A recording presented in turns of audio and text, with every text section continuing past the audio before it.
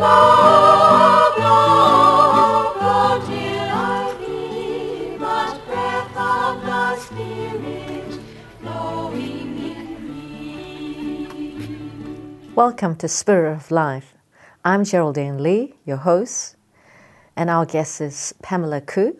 She is the volunteer coordinator and team member of the Christian Singles Network, and they're putting on a singles conference in 9th and 10th of November, and she'll be sharing her faith journey. Welcome, Pamela. Hi, Geraldine. It's great to have you here. Thank you for inviting me. That's fine. And I would like to ask you more about your faith journey and how you got involved in the singles conference. Well, getting involved with the singles conference was it was a bit of a journey that in itself. It started from attending a couple of dinner and dances. Oh, nice. Yeah, so actually the start of last year I attended the Valentine's Day soiree, and then there was a couple of other dinner dances along the way, and I sort of started to like the group and enjoy their company. When the organizer said, "Oh, we're having a singles conference," I thought, why not? Let's go and see what's it all about. And hence, I showed up, had a wonderful time, and this year I'm going back as part of it, the team, the organizing team. Oh, that's great. And what were the highlights for you of the conference? I think the highlights for me was about the small groups.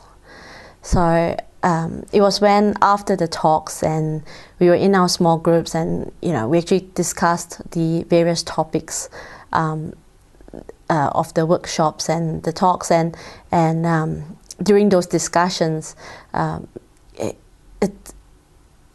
sort of experience a increased level of self-awareness. So those sorts of moments, those realizations, they were the highlights for me. Ah.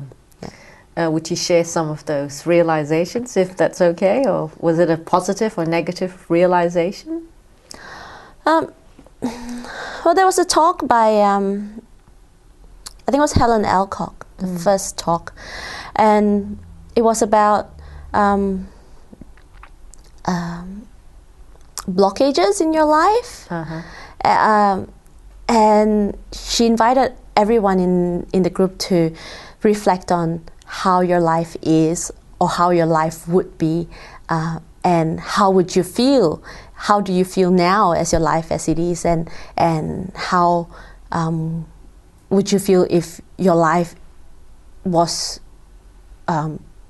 your ideal, as opposed to what God's will for you is. I see. Yeah. So during those moments of reflection, I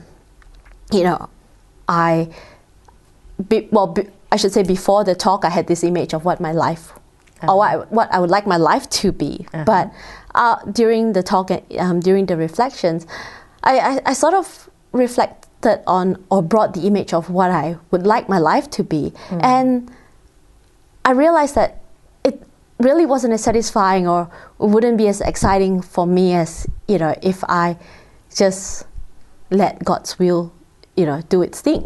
Yeah. So it was that realization that I thought, okay, I can't really plan my life. I mean, I would like it to go a certain place, but at the same time, a lot of my journey, I would leave it up to God's will. So, and the byways and highways that He leads me, it's just makes my life that much more interesting, rather than that straight road that I want to go on to that says, okay, I'm starting at point A and I want to end up at point B. Yeah. Whereas if God's the driver, he'll be like, yeah, we're starting from point A, we will end up at point B, but in the meantime, let's go to A.1 and A.2 and check out the sites. Yeah. So has that been at times hard for you to check out the sites as such? Oh, absolutely.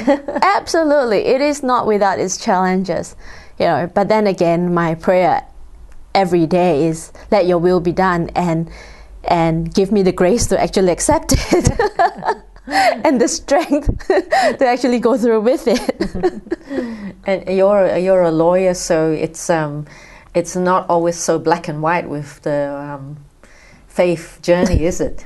No, it's not like all the rules and regulations. No, absolutely not. Absolutely not. And it's a little bit, it's quite challenging, you know, to just let go, because as a lawyer, everything I do is planned. Yes. You know, everything I do is calculated. Every risk I take in the courtrooms is calculated. Wow. So it's not easy to let go and let God. Yes. And it's hard to tell my clients, look, really just let God do his thing. That's right. They're ringing you up all the time and saying, I want this, I want that, I want this. Exactly. Like yesterday. That's right. I'm like, sorry, God doesn't work in the past, only the present. Yeah, that doesn't fly very well. Yes, I remember someone talking about how they were going on a ride, and they felt like their ride was like sitting on the front bars of a bicycle and just enjoying the ride, but it was scary. Yeah, it's something like that. Yeah, so it's and how do you find doing volunteer work? You know, with the team. Oh, I love it. I mean, look, you know, it's a way to give back, I think, and you give as much as you receive. I like to believe. So what I got out from the conference last year, and you know, through my connections with the team, has been amazing. It's not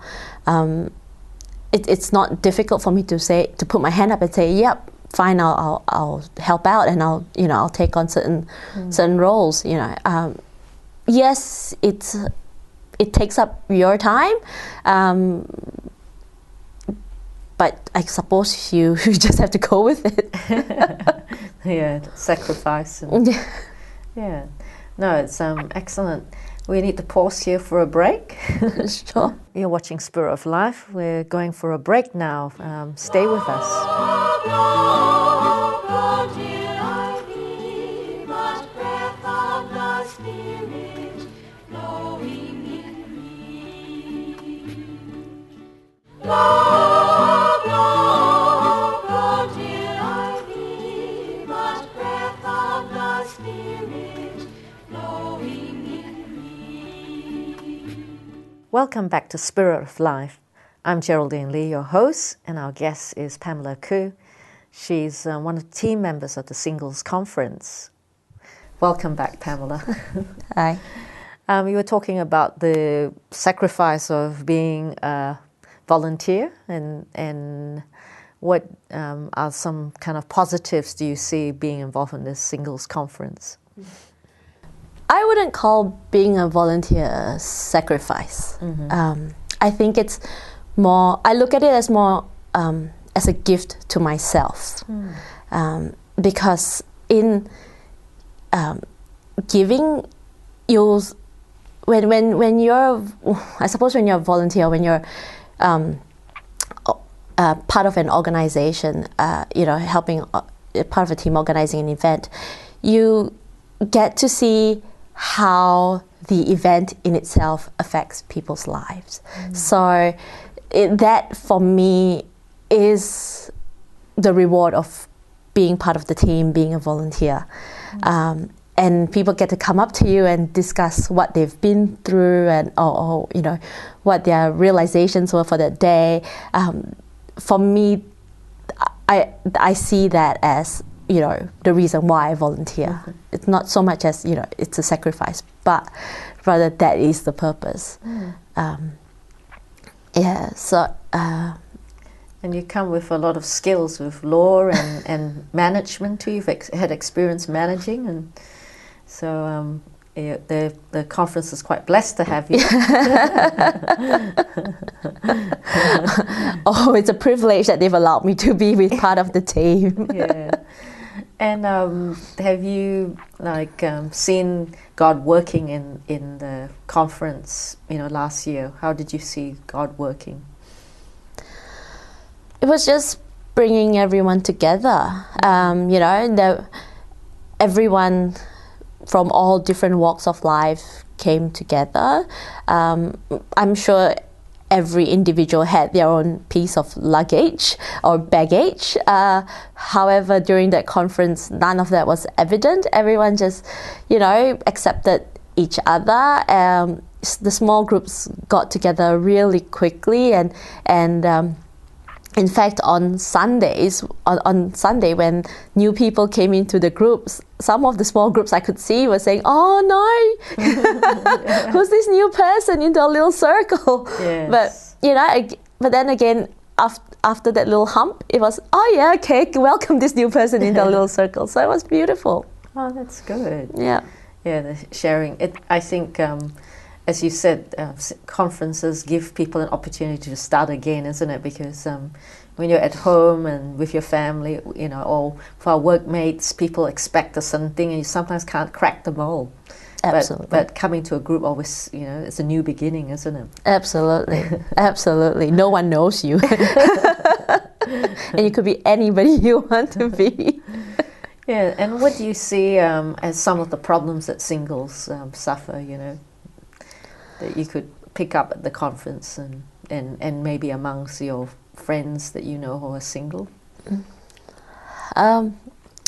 Problems? Well... Or challenges? I suppose challenges would be, actually meeting new people. Yeah. And as a single part of a group, your friends would all started out as single, and so as time goes by, they start pairing off and with anyone else, and and then if there's kind of just a few of you left, then you need more new single friends. Because the ones who are now married with children, they whilst we are still dear friends, but their priorities are different. Yes. And your priorities are different. It's not bad. It's just a change. Same, yeah. Exactly. And so you just need new friends, I guess, to that are relevant in your life at that stage. So people who have that freedom to say, "Hey, let's go for a weekend down in Tasmania," and everyone just jump on, Jetstar and book a flight and head over, rather than you call up your friends going, "Hey, let's go Tasmania," and then they go, "Oh, hang on, let me just check with my wife." So does your faith help you when you're single, or is it a challenge? Because I suppose that we live in a society where singles, people go off to have all sorts of weekends and changing partners and all, and as a Christian single, people might feel that they miss out. What do you think about that? Changing partners and going for whatever they can get out of relationships? I think it depends on how you see it, on how you do it. There's nothing wrong with dating. Good old-fashioned dating. Let's bring it back to what it is. Going out there, meeting people, putting yourself out there, getting to know people. It doesn't necessarily mean changing partners or getting into such a relationship that after 3 nights you're off with someone else.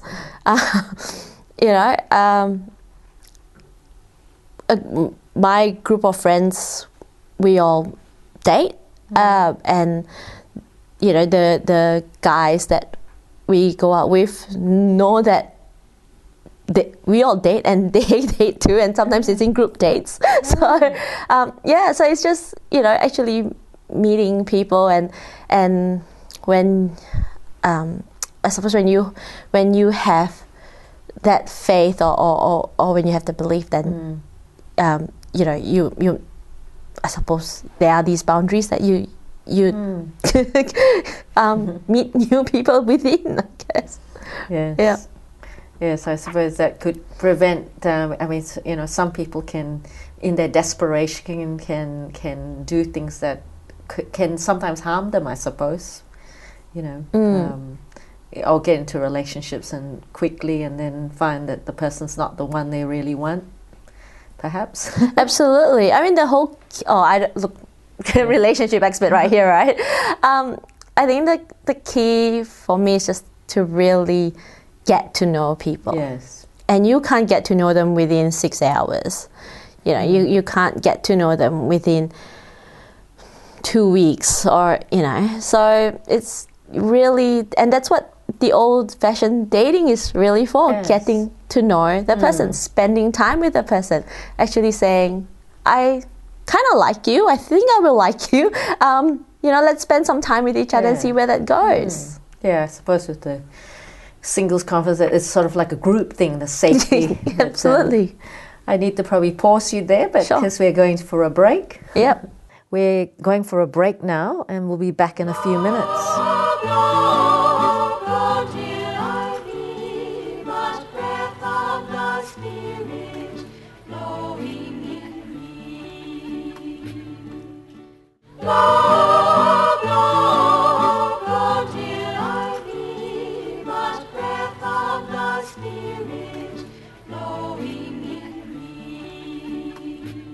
Welcome back to Spirit of Life.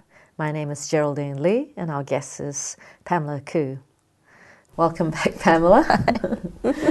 And you were talking about some of the challenges of being single, but what about the positives? Would you like to say more about the positives? Or anything you'd like to say about single life? The positive about single life is that you are single. You're not a double. No. You're not a couple. Absolutely. You know, it's absolutely that. You're single. You have no responsibilities to anyone else but yourself and your parents and, and your family members. You have no liabilities. You know, no one's right there to suck the income out of you. You know, single life, as far as it goes, is actually a blessing. You know, look at it as when you were in high school, primary school, high school, university, where, you know, all you did was study. You know, you didn't have to worry about bills, didn't have to worry about maybe bills at uni life, but, you know, didn't have to worry about where the next meal was coming from, didn't have to worry about anything. All you had to do was look after yourself, make sure that you're well dressed and clean, and you did your homework. And that's what single life is. All you have to do is look after yourself, make sure that you're dressed and clean and presentable, and have fun. Yeah, and I mean, I know that with the Catholic faith, they see that women or singles as being married to God, and even if they're not nuns, singles can be sort of have their God as partners. Have you ever thought about that? As God being like your friend, always there, or oh, he's absolutely my friend. He's absolutely my friend. And constantly I'll say to him, "Hey, you brought me here. Now do your thing." Yeah, but you know, he's always there. But whether you're married or you know, as part of a couple, he's always there. So there's always, I suppose, even in my relationships, I've always seen that there's always three in the relationship, and you know, not just me and my boyfriend. You know, it's you know, that's why for me it's always very important that the person that I'm with is of the same faith. Yes, yeah. And I suppose at the singles conference, it's a Christian singles conference, isn't it? That to bring absolutely all Christians from all over absolutely, Victoria. Absolutely. Some from even interstate, maybe. Absolutely, absolutely. I think we get a couple of those. Yes, and how many people do you expect at the conference? Well, last year we had a fairly big gathering. It was, you know, in about 100, 120 odd. So this year well, we are looking at the same sort of turnout. Or we're hoping to go bigger. More guys to choose from. And what sort of activities, like what other things will be happening? Speakers are here and. Yep. So there'll be speakers there. Speakers talking about what's life like, the challenges singles are facing today, and the payoffs, and what's it like in a marriage, I suppose, in a relationship, and there'll also be speakers talking about Christian dating, and there will be speakers talking about Christianity and sex, probably. Peter Bailey did a great talk about it last year. It's fantastic. So this year's conference is about passion and purity. And on Saturday night, there'll be a dinner and dance. Oh, wow. So you get to socialize and maybe do some dating. Absolutely. It's like speed dating on the fly. Singing along with ABBA music. I don't know. Yeah. So, and then on Sunday, some of us last year went for Mass together. So that was really good. Yeah. And then there's praise and worship somewhere. There's always praise and worship happening somewhere in the conference. And with the small groups, that's when you get to know more people, and you get to bond more cohesively with other members with the conference. Oh, fantastic. Yeah. Yeah, and where will you be having it? Is it in country or? Yeah, well, it's kind of country for me, but it's in Bulleen. That's good. Yeah. And will there be food and things like that too? Yes. So Saturday lunch.